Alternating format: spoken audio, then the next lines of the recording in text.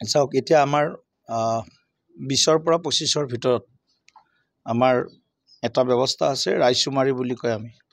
কাৰ্যকৰ্তাসকলৰ মত গ্ৰহণ আমাৰ দলৰ বা আমাক ভাল পোৱা বিভিন্ন ব্যক্তি সংগঠন অনুষ্ঠান প্ৰতিষ্ঠান আছে তেওঁলোকৰ লগতো চূড়ান্ত এক আলোচনা হ'ব আৰু 25 আগষ্টৰ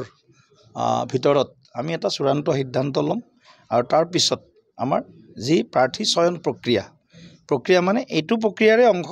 কিন্তু চূড়ান্ত চয়ন প্ৰক্ৰিয়াৰ কাৰণে আমাৰ বিভিন্ন ধৰণৰ যি নিৰ্বাচনৰ প্ৰাৰ্থী চয়নৰ আমাৰ যি সাৰ্ভে ইত্যাদি থাকে তাৰো চূড়ান্ত প্ৰতিবেদন আহিব আৰু আমি যিমান সিটত জিকিব পাৰিম সিমান সিটত আমি প্ৰাৰ্থী দিমেই কিন্তু বিটিআৰৰ সৰ্বাংগীন কল্যাণৰ কাৰণে বিটিআৰত যাতে পুনৰ কোনো অশান্তিৰ পৰিৱেশ নাহে বিটিআৰত যাতে আমি বিকাশৰ এক অগ্ৰগামী এখন দৃশ্য আমি সৃষ্টি কৰিব পাৰোঁ তাৰ কাৰণে আমাৰ বিভিন্ন পক্ষৰ লগত আমি আলোচনা বিলোচনা কৰাৰো সম্ভাৱনাক আমি আজিৰ দিনটোত নকৰোঁ আলোচনা বিলোচনা কৰি আমি চূড়ান্ত সিদ্ধান্ত